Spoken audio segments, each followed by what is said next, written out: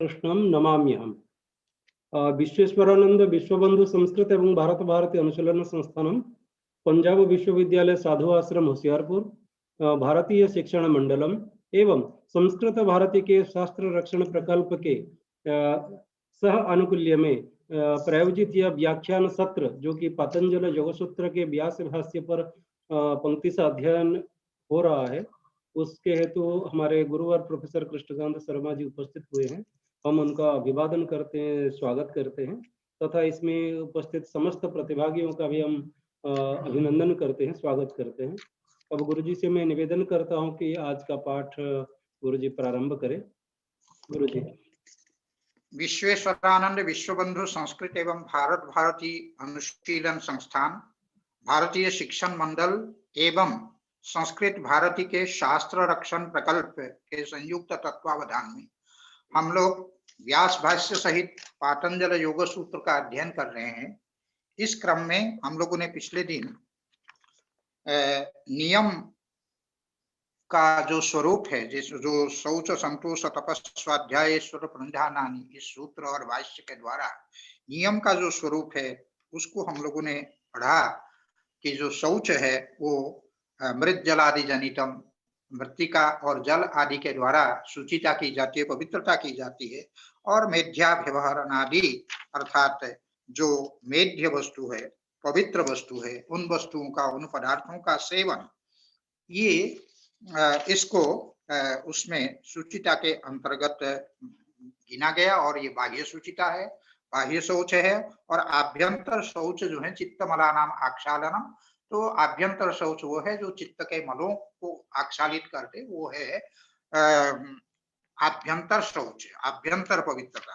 तो वो क्या है कि हमारे भीतर जो काम क्रोध लोभ मोह मद मात्सर्य आदि जो मल है, उन मलों को मैत्री करुणा मुदितोपेक्षा नाम सुख दुख पुण्य पुण्य विषया नाम भावनात चित्त प्रसादनम सूत्र के द्वारा जो बताया गया कि सुखी व्यक्तियों के साथ मैत्री की भावना, दुखी के साथ करुणा की भावना, और जो पुण्यात्मा है उनके साथ मुदिता की भावना, और पापात्मा के साथ उपेक्षा की भावना करने से हमारा जो चित्त है वो निर्मल होता है, चित्त के मल जो है वो धुल जाते हैं।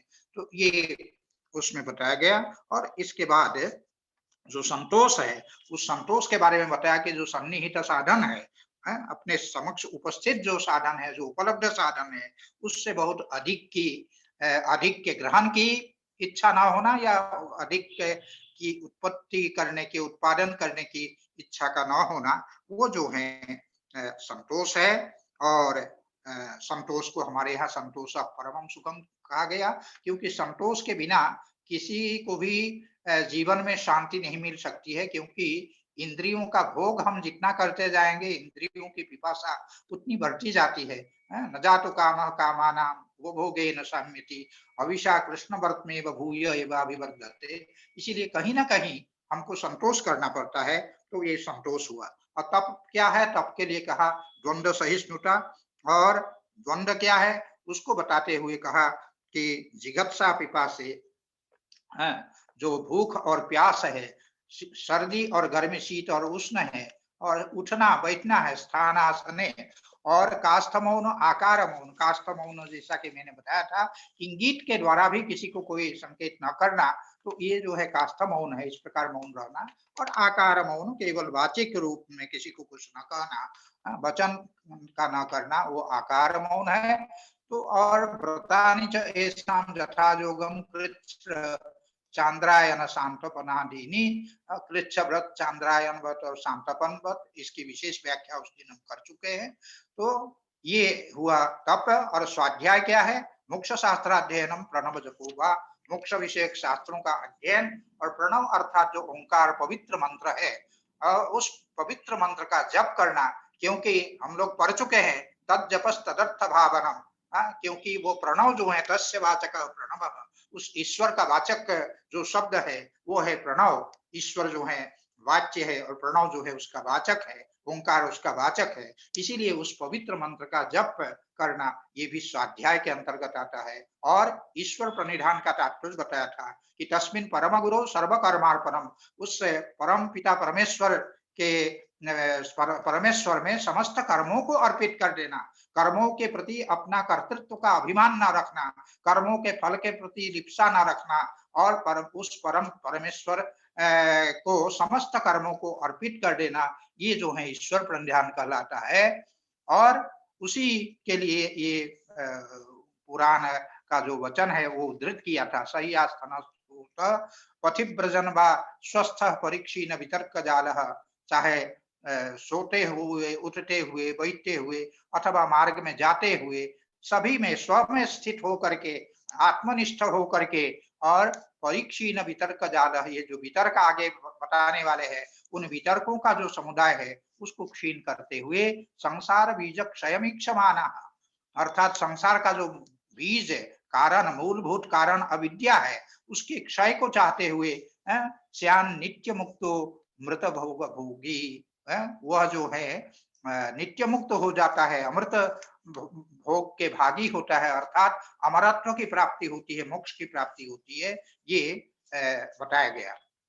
और इसके पश्चात फिर यत्र इदमुक्तम ततः प्रत्यक्ष चेतनाधिगमोप्यंतराया भावस्य, जिस विषय में सूत्रकार ही स्वयं जो है बताते हैं कि उससे क्या होता है कि ततः प्रत्यक्ष चेतनाधिगम, प्रत्यक्ष चेतन ईश्वर का जो प्रणिधान है, प्रणव का जो जप है, उससे क्या होता है, उससे होता है प्रत्यक्ष चेतन का अधिगम, अर्थात जो जीवात्मा है उसके स्वरूप का बोध होता है, अधिगम होता है माने बोध होता है। और अंतराय, योग के जो अंतराय व्याधि त्यान आदि बतलाए गए, उन समस्त अंतरायों का नाश होता है, उसका अभाव होता है, उनका निराकरण होता है। तो ये इस सूत्र के द्वारा बताया गया। एतेषां यम नियमानां वितर्क बाधने प्रतिपक्ष भावन, ये जो यम और नियम है, यम और नियमों के कुछ वितर्क होते हैं, वितर्क माने उसके बिल्कुल विपरीत भावना, विपरीत विचार, यम के बिल्कुल अहिंसा के विपरीत हिंसा की भावना का होना, हिंसा का विचार आना, सत्य के विपरीत असत्य बोलने का विचार आना, अस्तेय के विपरीत जो है स्तेय का विचार आना, चोरी करने का विचार आना, और ब्रह्मचर्य के विपरीत व्यभिचार का विचार आना, और अपरिग्रह के विपरीत जो है परिग्रह, धन संग्रह इत्यादि का विचार आना, ये जो है वितर्क कहलाते हैं। तो ये वितर्क बाधन है, वितर्कों के द्वारा जब ये यम बाधित होने लगते हैं, अहिंसा, सत्य, अस्तेय, ब्रह्मचर्य और अपरिग्रह उनके विपरीत भावना से जब बाधित होने लगते हैं, तब प्रतिपक्ष भावनम, तब क्या करना चाहिए योगी को, तब प्रतिपक्ष की भावना करना चाहिए, विरोधी विचारों की भावना करना चाहिए। अगर हिंसा करने की इच्छा हो रही है तो उसके हिंसा के विरोधी जो अहिंसा है उसको अपनाना चाहिए, उसकी भावना करना चाहिए। और उसी प्रकार असत्य बोलने की जब है तो सत्य की भावना करनी चाहिए, ये होता है। अब ये वितर्क किस प्रकार से बाधित करता है उसको भाष्यकार यहाँ पर कहते हैं कि यदा अस्य ब्राह्मणस्य हिंसादयो वितर्का जायेरन, जब इस ब्राह्मण का तात्पर्य उस दिन भी मैंने बताया था कि जो साधक योगी है उसको ब्राह्मण शब्द से कहा गया है, उनके जब हिंसा आदि वितर्क जो है उत्पन्न होते हैं उनके चित्त में, वो विचार आने लगते हैं। किस प्रकार के विचार, उसमें जो अहिंसा के विपरीत विचार है उसको बता रहे हैं, हनिष्यामि, अहम अपकारिणम हनिष्यामि, मैं जो अपकारी है, जो जिसने मेरा अपकार किया है, ऐसे प्राणी, ऐसे हिंस्र जंतु आदि का मैं क्या करूंगा, हनन करूंगा, उसकी हत्या करूंगा, उसको मार डालूंगा। और ये हुआ अहिंसा के विपरीत हिंसा का विचार, हिंसा की भावना का होना। अब सत्य के विपरीत जो असत्य बोलने की इच्छा का होना, उसको बता रहे हैं अनृतम अपि वक्ष्यामि, असत्य भी बोलूंगा, और द्रव्यम अपि अस्य स्वीकरिष्यामि, दूसरे का जो द्रव्य का स्वीकार करना, वो जो है क्या है, वो भी हम करेंगे, माने उसके जो जिसको कहते हैं चोरी करना, एक प्रकार से जिन वस्तुओं में हमारा अधिकार नहीं है, शास्त्र ने जिन वस्तुओं में हमें अधिकार नहीं दिया है, ऐसे दूसरे के वस्तुओं को स्वीकार करना, वो एक प्रकार स्तेय है। तो स्तेय करने की इच्छा का होना अस्तेय के विपरीत है। और ब्रह्मचर्य के विपरीत जो है उसको उदाहरण देकर के बताते हैं, दारेषु च अस्य व्यवायी भविष्यामि, उनकी स्त्रियों में मैं जो है व्यवायी हो जाऊंगा। व्यवायी का तात्पर्य है व्यभिचारी हो जाऊंगा, उनके साथ व्यभिचार करूंगा, इस प्रकार की भावना का होना। और इसी प्रकार परिग्रहेषु च अस्य स्वामी भविष्यामि, जो उनकी धन संपत्ति है उन सबों में मैं क्या करूंगा, उनका मैं स्वामी बन जाऊंगा, अर्थात जबरन उनकी धन संपत्ति का आहरण करूंगा।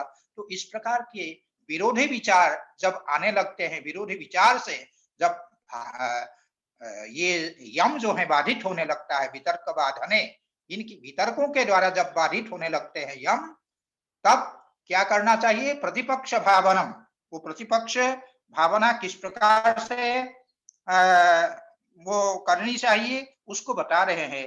एवं उन्मार्ग प्रवण वितर्क ज्वरेन अतिदीप्तेन बाध्यमानः, इस प्रकार से जो उन्मार्ग है, अर्थात जो कुमार्ग है, जो विपरीत मार्ग है, उस विपरीत मार्ग जब उभर करके आता है, तब उस कुमार्ग की ओर जो ले जाने वाले वितर्क रूपी जो ज्वर है, वितर्क ज्वरेन, वितर्क जो ज्वर है वो कैसा है, उस कुमार्ग की ओर ले जाने वाला है, कुमार्ग की ओर प्रवृत्त कराने वाला है।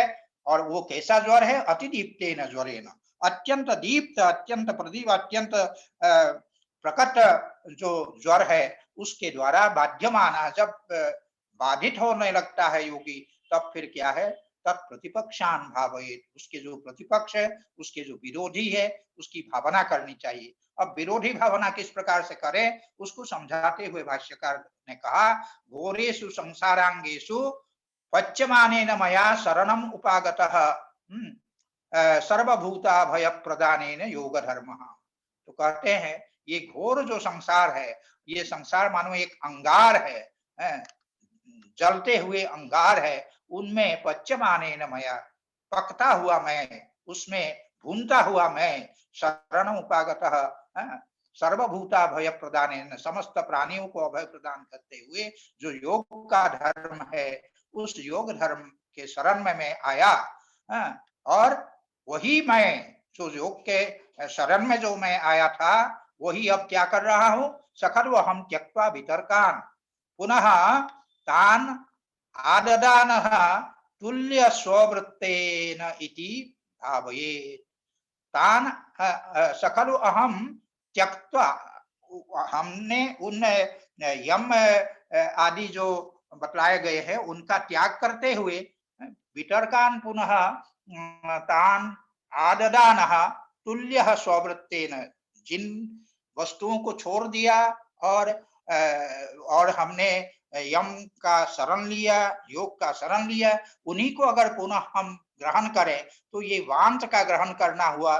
जिस प्रकार एक स्वा अर्थात जो कुत्ता है वो वांता बले ही होता है, जो खाता है उसको उगल देता है, वमन कर देता है, और वमन करने के बाद उसी को वो चाटने लगता है। जिस प्रकार से उसी प्रकार तथा त्यक्तस्य पुनराददान, जिन वितर्कों को मैंने पहले छोड़ दिया था, जो हिंसा आदि जो भावना है, वितर्क है, उन वितर्कों को जो मैंने पहले छोड़ दिया था, अब पुनः तान आददान, उसको मैं पुनः ग्रहण कर रहा हूं। इसीलिए त्यक्तस्य पुनराददान, जो त्यक्त वितर्क है, त्यक्त जो यम के विपरीत भावनाएं हैं, विचार है, उनको पुनः ग्रहण करते हुए मैं स्वा की भांति, कुत्ते के भांति हो गया हो, जो वांट का वमन करता, जो वमन किया हुआ है उसका वो अवलेह करता है, उसको चाटता है, वैसा ही मैं हो गया। इत्येवम् आदि सूत्रांतरेष्वपि युज्यम, इस प्रकार बाकी जो सूत्र है, अर्थात यहाँ विशेषतः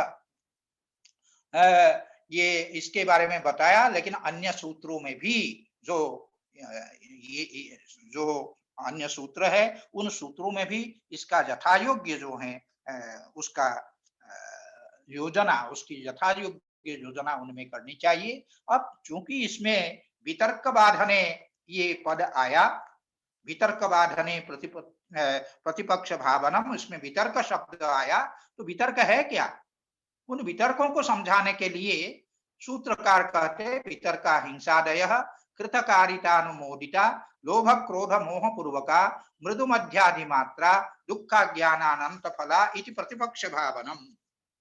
वितर्क क्या है, हिंसादयः वितर्का, हिंसा आदि जो है वो वितर्क कहलाते हैं।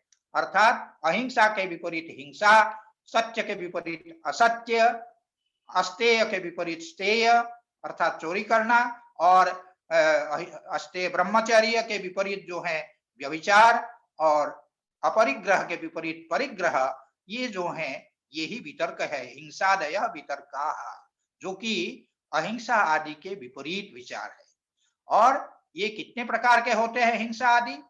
केवल हिंसा नहीं, आदि पद से सत्य, अस्तेय, ब्रह्मचर्य और अपरिग्रह के विपरीत जो भावनाएं हैं वो ये अर्थात असत्य, स्तेय और व्यभिचार और परिग्रह, ये सब भी क्या है? ये सभी के सभी के भेद कितने होते हैं उनको गिनाते हुए कहते हैं हिंसादय कृतकारितानुमोदिताः, अर्थात कृताः कारिताः अनुमोदिताः।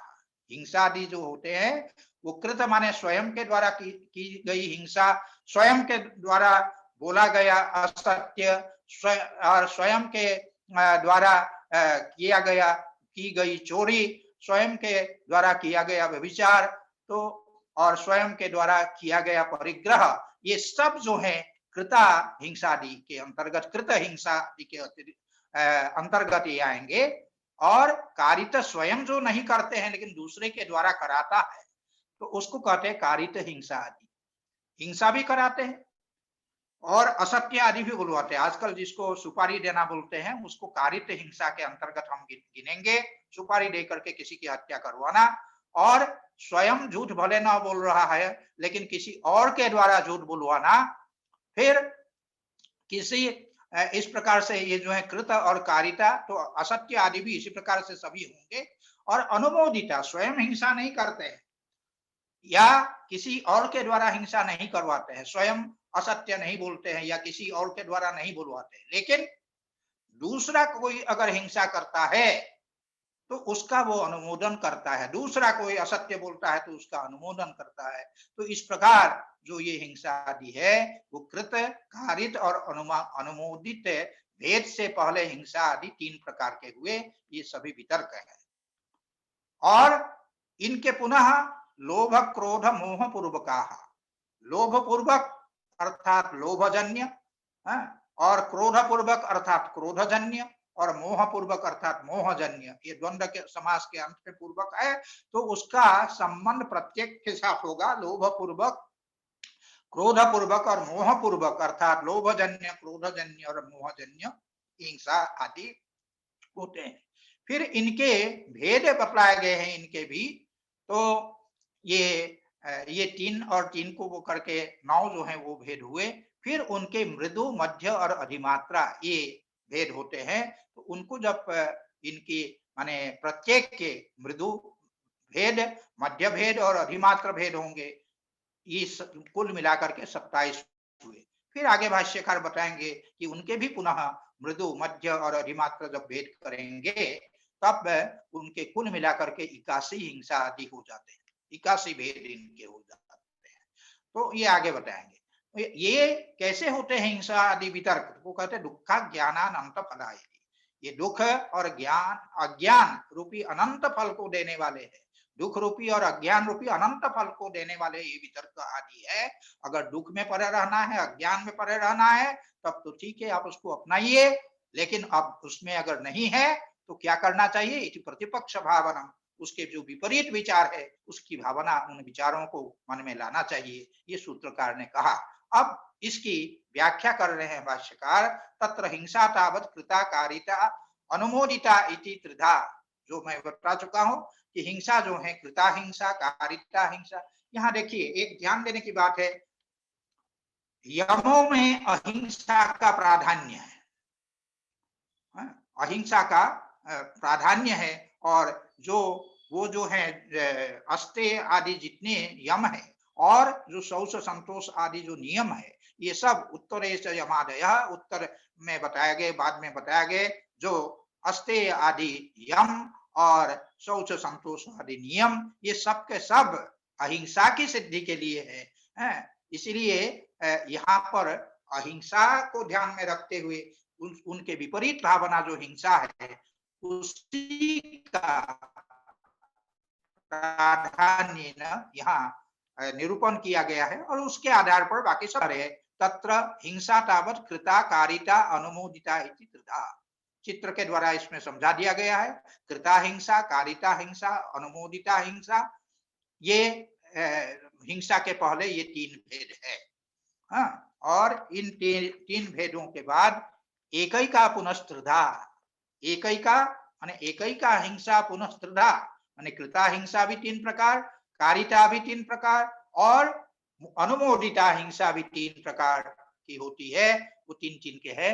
और फिर उनके लोभे न, लोभ के कारण करने वाली हिंसा, लोभ वशात, लोभ से जन्य जो हिंसा, जैसे उदाहरण देते हुए कहते हैं मांस चर्मार्थे न, मांस के लिए, मांस के लोभ से पशु की हिंसा करते हैं, हिरण आदि की जो हिरण आदि का वध करते हैं वो मांस के लोभ से, और चर्म के भी लोभ से, हिरण आदि के जो खाल है, जो चर्म है, उसके लोभ से जो है हिंसा करते हैं। व्याघ्र आदि की भी हिंसा उसके जो चर्म है उसके लिए करते हैं। व्याकरण में एक वो आता है चर्मणि द्विपीनम हंति, चर्म के लिए, नैमित्तिक सप्तमी है, चर्म के निमित्त, अच्छा चमड़ी प्राप्त करने के लिए, खाल प्राप्त करने के लिए जो द्विपी है, हस्ती है, उसका जो है वध करते हैं। तो ये इस प्रकार से ये लोभ पूर्वक जो हिंसा है उसका वर्णन किया। और क्रोधे न, अब उसका उदाहरण देते, क्रोध पूर्वक अर्थात क्रोधजन्य हिंसा कौन सी होती है उसको बताते हुए कहते हैं क्रोधे न अपकृतम अनेन इति, इस प्राणी ने मेरा अपकार किया, इस व्यक्ति ने मेरा अपकार किया, इस कारण से जिसने अपकार किया उसके प्रति क्रोध के कारण हिंसा जो होती है उसको कहेंगे क्रोध पूर्वक, क्रोधजन्य हिंसा। फिर मोहेना, मोहेन धर्मो में भविष्यति, जैसे यज्ञ यागादि में जो यजमान है वो ये सोचते हैं कि इससे मेरा धर्म उत्पन्न, पशु याग हम करेंगे, पशुना यजेत कहा गया है, तो पशु की हिंसा से इसमें मेरा धर्म होगा, इस प्रकार की भावना के साथ, इस प्रकार के विचार के साथ मोह पूर्वक अर्थात मोहजन्य हिंसा हम करते हैं, तो इसलिए मोहेन धर्मों में भविष्यति। उस प्रकार लोभ क्रोध मोहा पुनस्त्रिविधा, ये जो लोभ पूर्वक है और क्रोध पूर्वक और मोह पूर्वक ये जो हिंसा होती है ये भी पुनः तीन तीन प्रकार के हो जाते हैं। क्या इनके लोभ की जो मात्रा है वो कितनी है, क्रोध की मात्रा कितनी है, मोह की मात्रा कितनी है, उसके आधार पर अगर मृदु सामान्य अगर लोभ है तो उसको मृदु कहेंगे, और उससे थोड़ा बढ़कर है तो वो मध्य है, और अधिक मात्रा में जब लोभ है तो उसको अधिमात्र कहेंगे। उसी प्रकार से क्रोधजन्य जो है वो भी मृदु मध्य और अधिमात्र भेद से तीन प्रकार के होंगे। पुनः मोहजन्य जो है वो भी मृदु मध्य अधिमात्र भेद से, अर्थात इनकी मात्रा भेद से, हिंसा की मात्रा में भी ये भेद होगा, मृदु मध्य अधिमात्र भेद। एवं सप्तविंशतिर्भेदा, सप्तविंशतिर्भेदा भेदा भवन्ति हिंसायाः, इस प्रकार से हिंसाया सप्तविंशतिर्भेदा भवन्ति, जो हिंसा है उसके 27 भेद होते हैं। उसको यहाँ बहुत ही सुंदर तरीके से ये चित्र के द्वारा समझा दिया गया।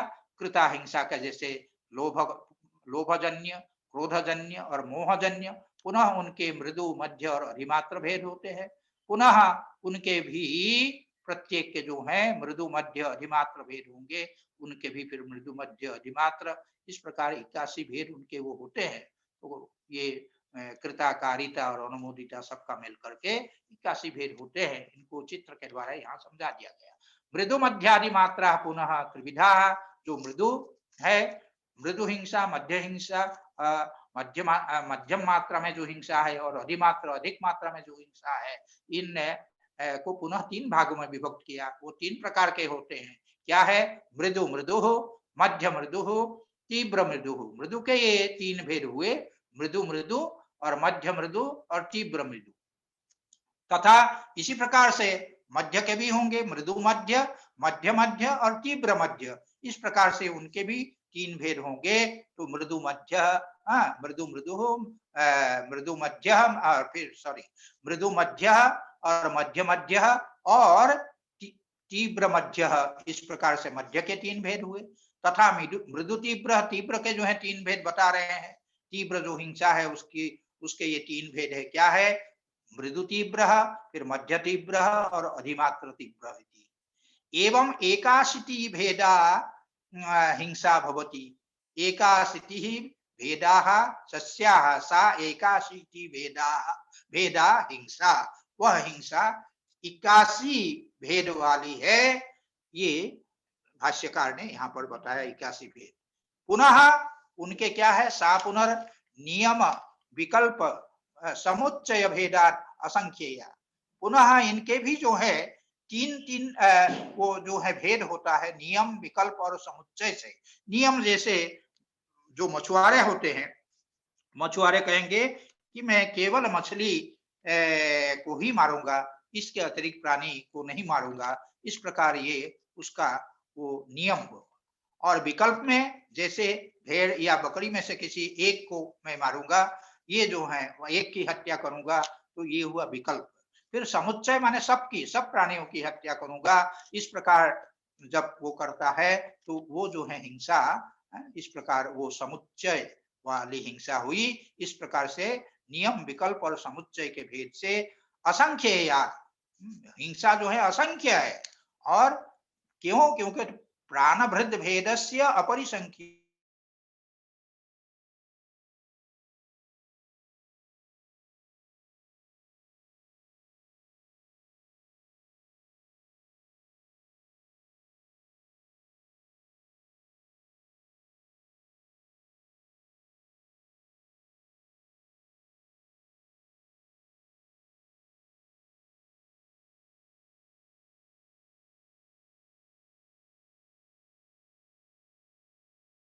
उसके संदर्भ में भी ऐसा विचार अगर आवे कि विचार हम करेंगे तो उससे के भी जो है ये भेद होंगे। और जो अपरिग्रह के विपरीत भाव जो परिग्रह है, वो भी जो भी तर्क है, उसके भी ये 81 भेद होंगे। उन सब में इनकी योजना करनी चाहिए। इस प्रकार से जो हिंसा है उनके समस्त भेदों को यहाँ बतला दिया गया। बतलाने के बाद अब इसके लिए वो बताते हैं ते खलु अमी वितर्काः। ये जो वितर्क है दुखा ज्ञानानंत फला इति प्रतिपक्ष भावना।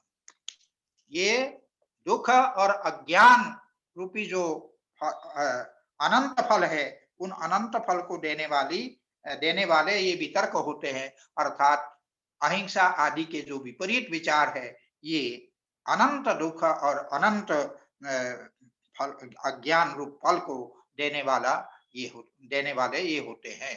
तो इसीलिए कहा ते खलु अमी वितर्काः दुखा ज्ञानानंत फला इति प्रतिपक्ष भावनम। इस प्रकार से इस कारण से जो प्रतिपक्ष है उनके अर्थात जो विरोधी हिंसा के विरोधी अहिंसा आदि का भावन करना चाहिए।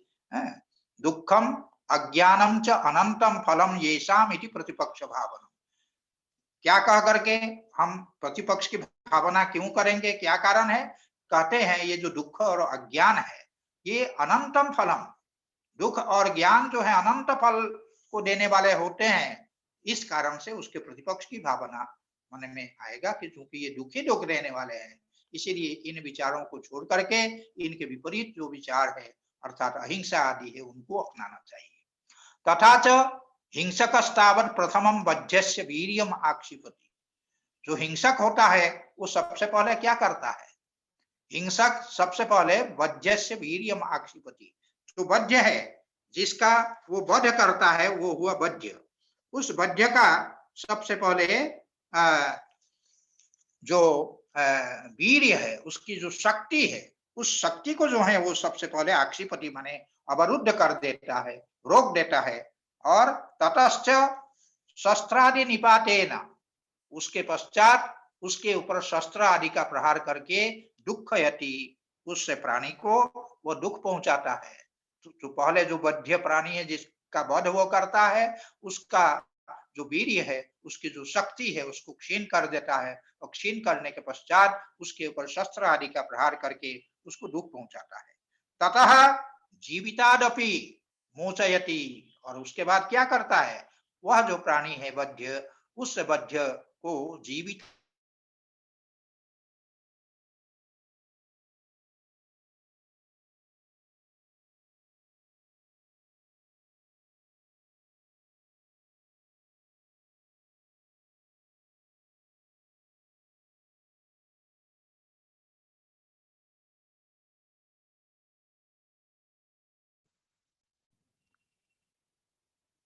हाँ, तो ये जो है क्रम बताया, शस्त्रादि निपातेन दुःखयति ततो जीवितादपि मोचयति, उसका जीवन भी हरण कर लेते हैं, उसको मृत्यु प्रदान करते हैं। ये जो है हिंसागत, ये जो 3 प्रकार के कर्म हैं, इनसे 3 प्रकार के जो फल मिलते हैं। ये 3 प्रकार का जो कर्म हुआ, पहले शक्ति का क्षीण करना, उसके पश्चात शस्त्रादि के द्वारा प्रहार करना, उसके पश्चात उसको जीवन से वियुक्त कर देना, अर्थात उसको मृत्यु प्रदान करना।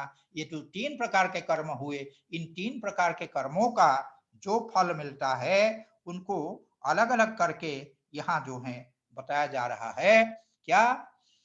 ततो वीर्याक्षेपाद अस्य चेतना चेतनम उपकरणम क्षीण वीर्यम भवति। क्योंकि उसने प्राणी का जो वीर्य है, प्राणी की जो क्षमता है, शक्ति है, उसका अपहरण किया है, उसको क्षीण किया है। आक्षेपाद माने वो क्षीण करने के कारण चेतना चेतनम उपकरणम, उसके जितने चेतन पुत्र पुत्री आदि जो है, ये चेतन उपकरण है। और अचेतन उपकरण जैसे घर है और उनकी धन संपत्ति इत्यादि है, ये सब के सब अचेतन जो है वो उपकरण है। ये सब क्या हो जाता है? ये सब कहते हैं उपकरणम क्षीण वीर्यम भवति। क्षीणम वीर्यम यस्य तत् क्षीण वीर्यम उपकरणम। ये सब उपकरण उनके क्षीण वीर्य हो जाता है, क्षीण सामर्थ्य हो जाता है, सामर्थ्य रहित अर्थात निस्तेज हो जाते हैं, दुर्बल हो जाते हैं। शस्त्र आदि के द्वारा प्रहार करके उसको जो दुख पहुंचाता है, उस कर्म का फल क्या होता है? दुखोत्पादात नरक तिर्यक प्रेतादिषु दुखम अनुभवति। उसके कारण उसको नरक की प्राप्ति होती है और उसमें तिर्यक जोनि आदि, प्रेत जोनि आदि में पहुंच करके दुखम अनुभवति, दुख का अनुभव करता है। फिर उसका जो जीवित व्यपरोपणात् अर्थात उसका जीवन जो ले लिया, जीवन से उसको जो वियुक्त कर दिया, उसको जो मृत्यु प्रदान किया, उसके फलस्वरूप क्या होता है? जीवित व्यपरोपणात् प्रतिक्षणम च जीवितात्यये वर्तमानो। प्रतिक्षणम, प्रत्येक क्षण वो जीवितात्यये, और वर्तमान का तात्पर्य क्या है? निर्जीव सा होकर के। जीवित विनाशय इव, जीवितात्यये का मतलब जीवित विनाश, मानो जीवन समाप्त हो गया हो, ऐसा इस प्रकार के फलस्वरूप क्या होता है? निर्जीव सा होकर के वो कथम अपि, ये जो है हाँ, दुखोत्पादात नरक, ये हो गया। जीवित व्यपरोपणात् प्रतिक्षणम स जीवितात्यये वर्तमानो मरणम इच्छन अपि, वो चाहता है कि मुझे मृत्यु आ जाए, मेरा मरण हो, चाहता ये है, लेकिन दुख विपाकस्य नियत विपाकत्वात्, हाँ, मरणम इच्छन अपि, मरण चाहता हुआ अभी जो दुख का विपाक, दुख रूपी जो फल है, उस फल के विषय में कहते हैं वो नियत विपाक है। निश्चित रूप से जब तक फल नहीं भोगेगा तब तक तो उसकी समाप्ति होगी नहीं उस कर्म की, उस फल कर्म फल की। इसीलिए वो नियत विपाक वेदनीयत्वात् कथनचित एव उच्छ्वसिति, किसी प्रकार वो सांस लेता है, मरना चाहता है, मर नहीं पाता है, क्योंकि अभी जो दुख रूप फल है वो नियत विपाक वेदनीय है। अवश्य ही उसको, अवश्यमेव भोक्तव्यम कृतम कर्म शुभाशुभम, तो उसका फल भोग उसको अवश्य करना है। इस कारण से कथनचित उच्छ्वसिति, वो जीना चाहता नहीं है, लेकिन किसी प्रकार वो जीवन धारण करता है, जीना पड़ता है, उसको विवश होकर के जीना पड़ता है। तो ये स्थिति उसकी होती है। यदि च कथनचित पुण्यावापगता हिंसा भवेत, कथनचित अगर जैसे यज्ञ यागादि के द्वारा जो पुण्य प्राप्त किया जाता है, उसके अंतर्गत आने वाली अगर हिंसा हो, अर्थात पशु याग आदि के द्वारा की गई हिंसा हो, तो तत्र सुख प्राप्त भवेत अल्पायुरुति, सुख की प्राप्ति जब होगी तो उस समय उसको क्या होना पड़ेगा? उसको अल्पायु होना पड़ेगा, कम आयु वाला होना पड़ेगा। और एवं अनृताद अपि अनिद्रादिषु अपि योज्यम यथा संभवम, इसी प्रकार असत्य भाषण आदि जो है, अनृत है, असत्य भाषण है, उन सबों के अर्थात जो सत्य आदि के विपरीत भावन, सत्य आदि के विपरीत विचार, उनके आने पर अस्तेय के विपरीत विचार स्तेय के आने पर ब्रह्मचर्य के विपरीत विचार व्यभिचार का विचार आने पर और अपरिग्रह के विपरीत विचार परिग्रह के आने पर भी इसी प्रकार की स्थिति होगी। उसको यथासंभवम योज्यम, उसको उन असत्य आदि में भी इसी प्रकार से उसकी योजना करनी चाहिए। एवं वितर्काणाम च अमुम एव अनुगतम विपाकम अनिष्टम भावयन्, ये जो वितर्क है अर्थात हिंसा आदि है, तो ये इनका परिणाम क्या है? अमुम एव अनुगतम विपाकम, यही जो है विपाक अर्थात जो फल है उसके परिणाम स्वरूप वो ये फल अनुगत होते हैं, अर्थात उस प्रकार के कर्मों के करने के परिणाम स्वरूप इस प्रकार के फल की अनिष्ट फल की प्राप्त होती है। तो इसीलिए वो चूंकि इष्ट नहीं है अनिष्ट है, तो उस अनिष्टम भावयन, उस अनिष्ट फल की भावना करते हुए विचार करते हुए न वितर्केषु मनः प्रणिदधीत, इन वितर्कों में अर्थात हिंसा आदि जो कर्म है उन हिंसा आदि कर्मों में यम आदि के विपरीत जो ये विचार है उनमें मन को नहीं लगाना चाहिए, न मनः प्रणिदधीत। अब आगे कहते प्रतिपक्ष भावना हेतुर हेया वितर्का यदा अस्य स्युः अप्रसव धर्मानः तदा तत्कृतम ऐश्वर्यम योगिनः सिद्धि सूचकम भवति। तो कहते हैं प्रतिपक्ष भावना हेतु हेयाः वितर्काः यदा अस्य स्युः, प्रतिपक्ष भावना के कारण जब उनके ये वितर्क अर्थात हिंसा आदि जो वितर्क है, ये हिंसा आदि वितर्क कैसे होते हैं? तो यदा अस्य अप्रसव धर्मानः स्युः, वे हिंसा आदि वितर्क अपना काम करने में जब अक्षम हो जाए, जब वे जैसे कोई बीज है वो अंकुर को उत्पन्न करने में जब अक्षम हो जाए, दग्ध बीज हो जाए, तब उसकी जो स्थिति होती है, उसी प्रकार ये वितर्क अप्रसव धर्मा होते हैं, अर्थात प्रसव रूप धर्म को प्रसूति रूप उत्पत्ति रूप कार्य को करने में जब ये अक्षम हो जाए, तब क्या होता है? तदा तत्कृतम ऐश्वर्यम योगिनः सिद्धि सूचकम भवति, उसके कारण योगी को जो ऐश्वर्य की प्राप्ति होती है वही ऐश्वर्य क्या है? सिद्धि सूचकम भवति। योगी अपने अहिंसा आदि जो यम है उनमें सिद्ध हो गए हैं, उस सिद्धि की, योगी की सिद्धि की ये जो है सूचक होते हैं, उसकी सूचना प्राप्त होती है। किस प्रकार से? तद्यथा अहिंसा प्रतिष्ठायाम तत्सन्निधौ वैरत्यागः, जब अहिंसा की प्रतिष्ठा हो जाए, अहिंसा के प्रतिष्ठित हो जाने पर तत्सन्निधौ माने उस योगी के आसपास जो भी प्राणी होते हैं उनमें परस्पर जो है वैर भाव जो है, जो परस्पर विद्वेष की जो भावना है वो समाप्त हो जाती है। ये बताते अहिंसा प्रतिष्ठायाम तत्सन्निधौ वैरत्यागः। क्या है?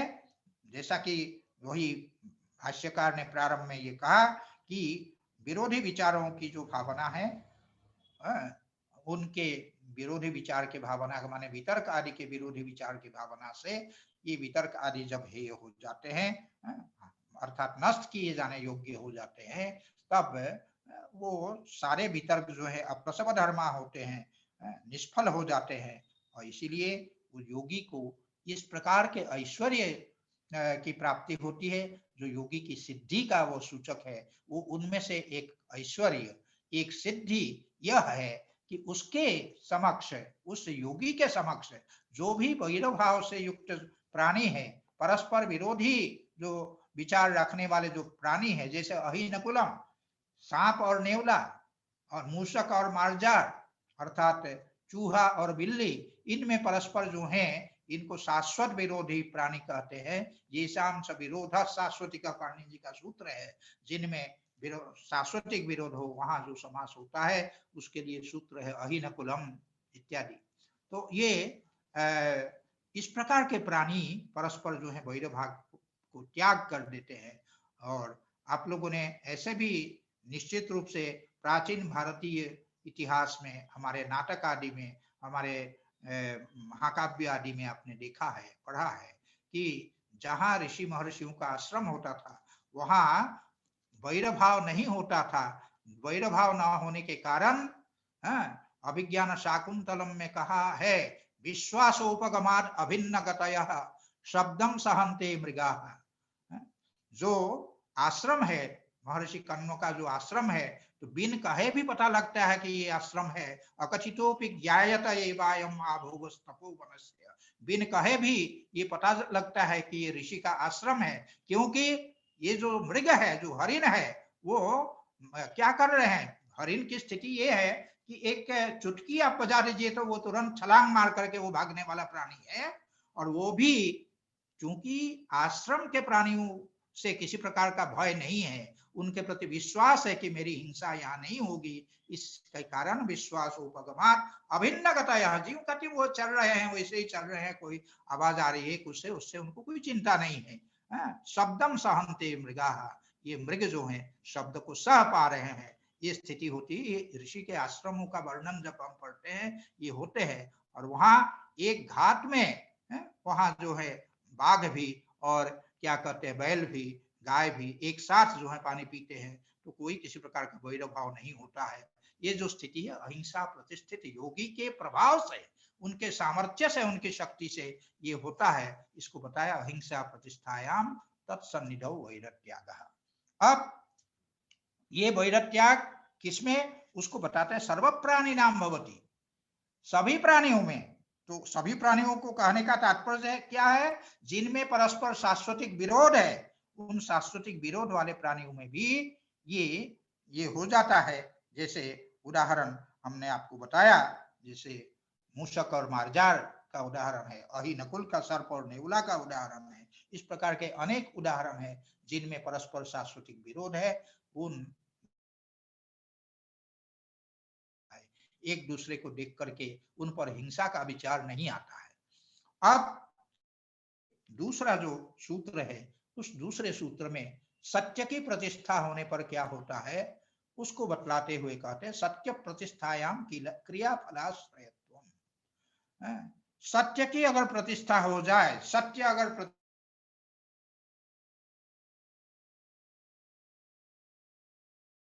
होता है, सत्य प्रतिष्ठित होने का मतलब है वितर्क शून्य होकर के सत्य प्रतिष्ठित हो।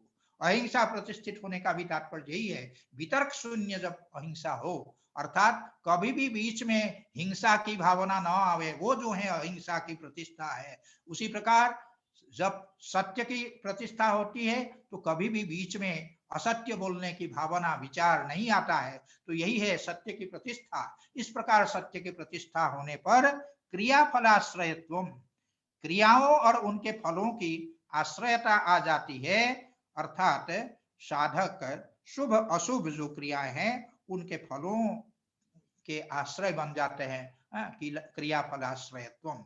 उसको समझाते हुए आगे भाष्यकार कहते हैं क्या है, धार्मिको भूया इति भवति धार्मिक। किसी को कहा कि तुम धार्मिक हो जाओ, तो उस वचन का कभी भी जो है वो वचन असत्य नहीं हो सकता है, वो वचन सत्य होगा कि वो व्यक्ति जो है धार्मिक अवश्य हो जाए। मैं अपने जीवन का एक अनुभव बता रहा हूं। एक मठाधीश थे जो अल्पायु में मठाधीश हुए थे, लेकिन उन्होंने अपने जीवन में कभी धन हाथ से छुआ ही नहीं, अपने हाथ से कभी रुपया पैसा छुआ नहीं, और बिल्कुल अखंड ब्रह्मचर्य का पालन उन्होंने जीवन में किया था। उनका चेहरा देखने से उनकी जो तेज है वो समझ में आता था।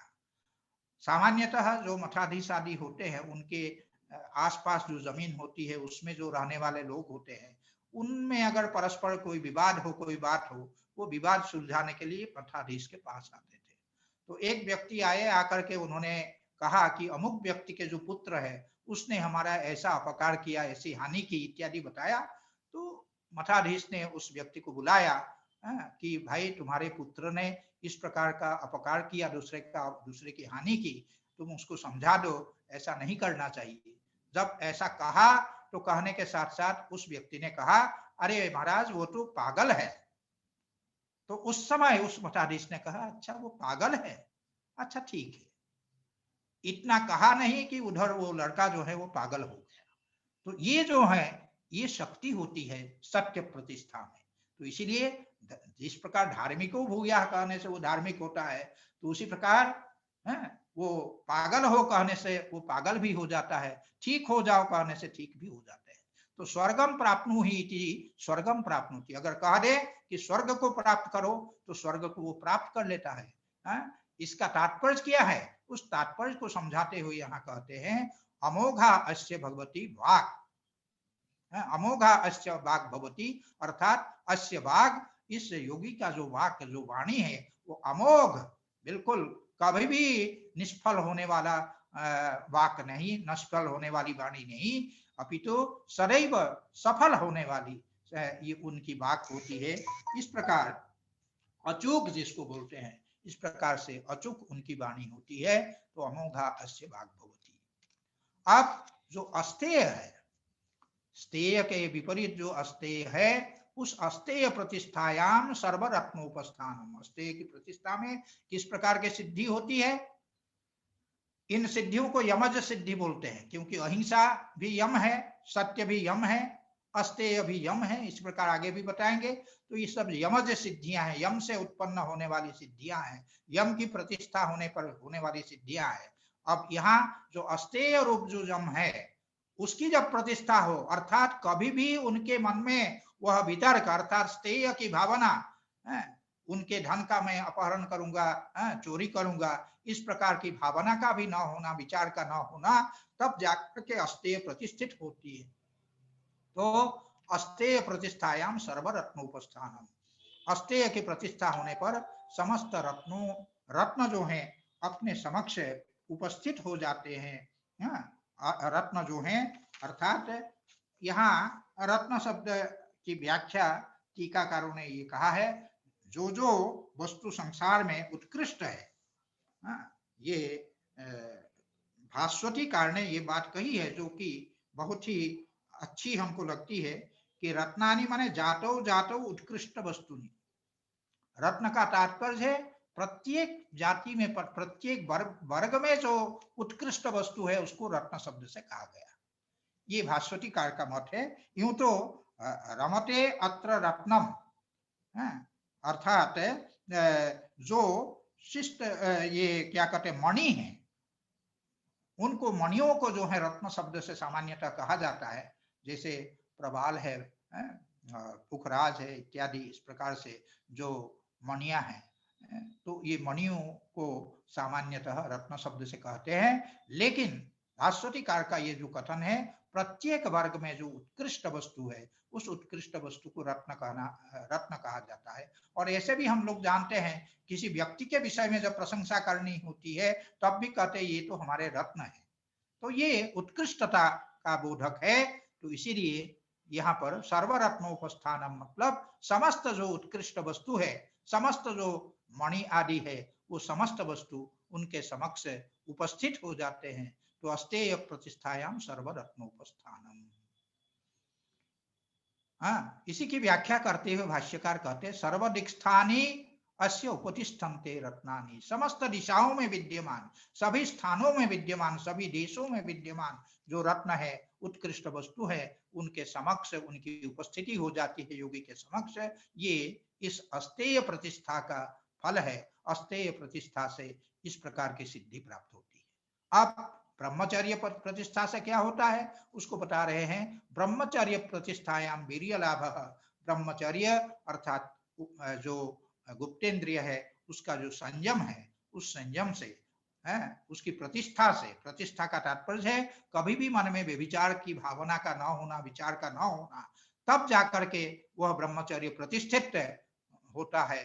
तो इस प्रकार के ब्रह्मचर्य के प्रतिष्ठित होने पर वह जो योगी है उस योगी को वीर्य लाभ अर्थात उसको शक्ति की, सामर्थ्य की प्राप्ति होती है।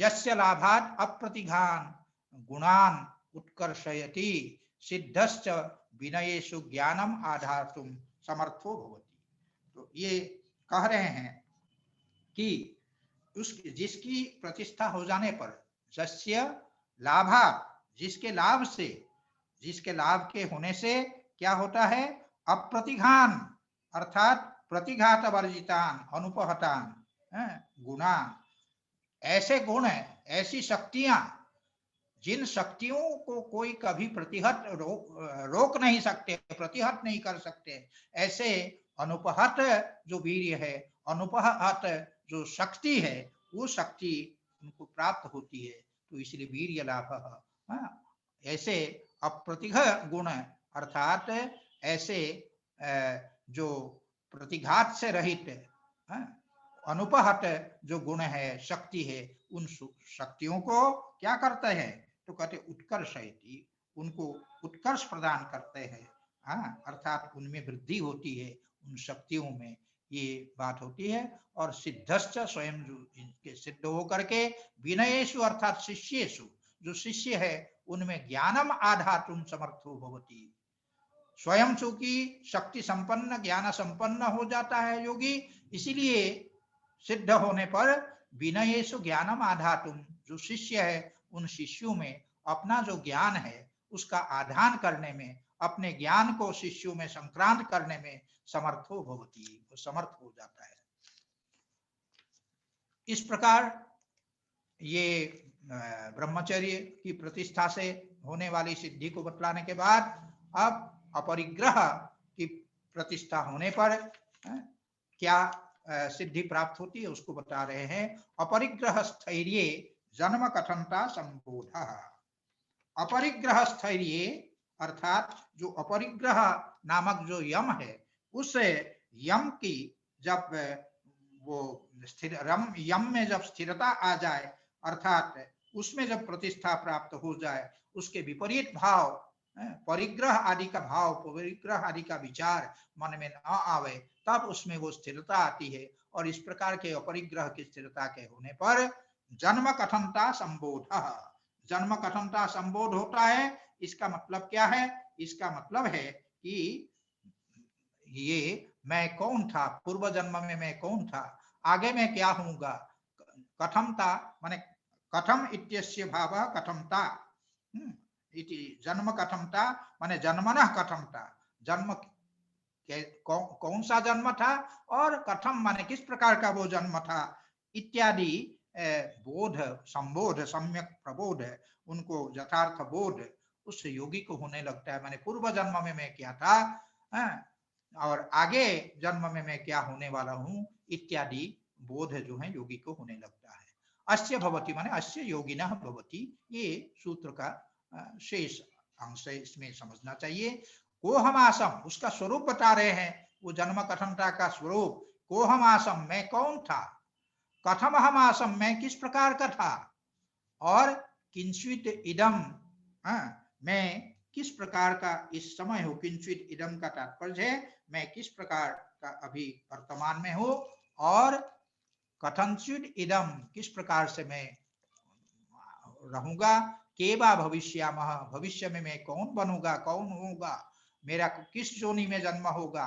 कथम वा भविष्यामः, किस प्रकार से मैं उस जन्म में रहूंगा। इत्येवमस्य पूर्वांत परांत मध्येषु, पूर्वांत परांत मध्येषु का तात्पर्य है भूत, भविष्य और वर्तमान, इन तीनों में आत्मभाव जिज्ञासा, मेरा जो आत्मभाव का मतलब आत्मना भाव, भाव आत्मभाव रूपिणी जो जिज्ञासा, आत्मभाव संबंधिनी जो जिज्ञासा, वो जिज्ञासा जानने की इच्छा जो होती है, वो स्वरूपेण उपावर्तते, वो जिज्ञासा स्वरूपतः जो है उनको प्राप्त हो जाती है, उनको ये ज्ञात हो जाता है, हो जाता है स्वरूपेण, अर्थात वास्तविक ज्ञान के रूप से वो उपस्थित हो जाते हैं। तो ये अपरिग्रह स्थिरता का वो लाभ है, जो यही बताते हैं आत्मभाव जिज्ञासा स्वरूपेण उपावर्तते। एताः यमस्थैर्य सिद्धयः, ये जो अभी तक बताया गया है,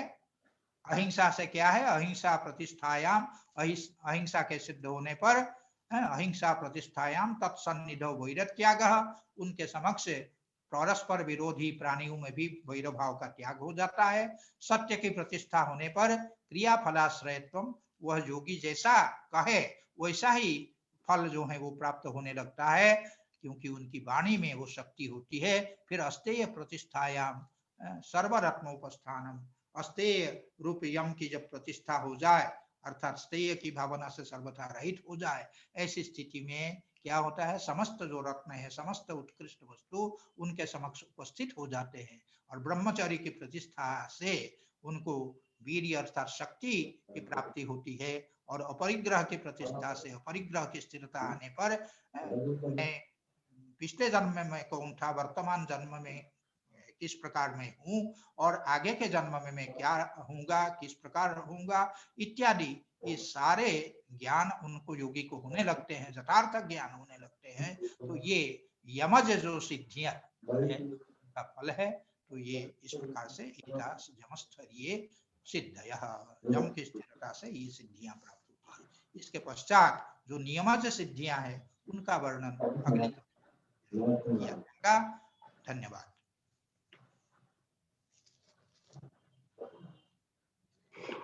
जी गुरु जी,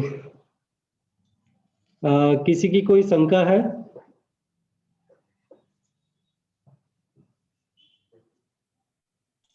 क्या किसी की शंका? जी गुरु जी, गुरु जी मेरा एक प्रश्न था। हाँ।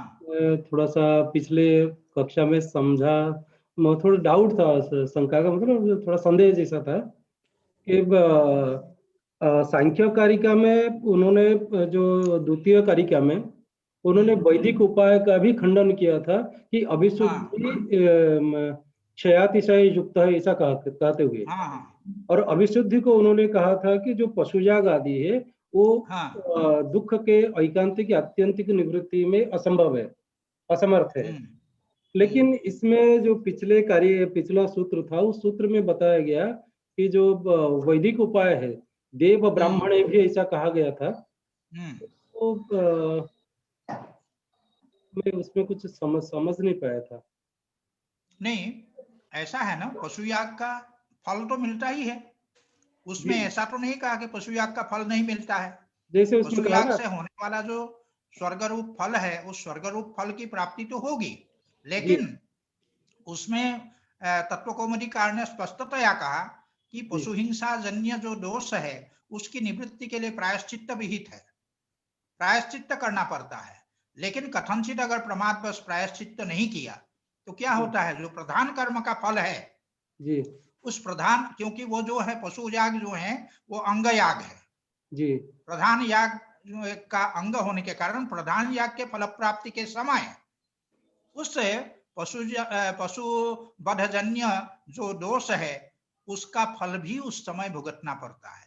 लेकिन उसके लिए ये कहा कि एक अमृत के हृदय में कोई जो स्नान कर रहा है उसके शरीर में अगर दुख रूपी वाहिनी का एक कण आकर के, एक चिंगारी आकर के अगर गिरता है, उसको जिस प्रकार से वो सह लेता है, सब प्रत्यवमर्श उसमें कहा, तो उसी प्रकार वह जो साधक है वो उसको सह लेता है। तो ये उसमें बताया गया। लेकिन हिंसाजन्य जो दोष है वो तो लगता ही है, उसका फल भी मिलता ही है। जी, ठीक है जी। गुरु जी, इसमें लिखा था ना कि जो महाव्रत को बताया, जाति देश काल समयानवच्छिन्नः सार्वभौम महाव्रतम, उसमें लिखा है शैव त्रिभि उपरतस्य समयावच्छिन्ना देव ब्राह्मणार्थे नान्यथा हनिष्यामि। तो ब्राह्मण तो ठीक है, मान लेते हैं, लेकिन देवता का यह ग्रहण करना क्या उचित है? मैं यही जानना चाह रहा था। नहीं, देवता का ग्रहण करना माने कहाँ? जैसे जो बताया त्रिभि उपरतस्य समयावच्छिन्ना देव ब्राह्मणार्थे न अन्यथा हनिष्यामि, अर्थात देवता का अर्थ क्या है? देवता का अर्थ जो देव संबंधी जो है, जिसमें जो स्वर्ग काम जजेता जी जिसके उल्लेख करते हुए जो अग्नि आदि है, उन्हीं का ही ग्रहण कर सकते हैं।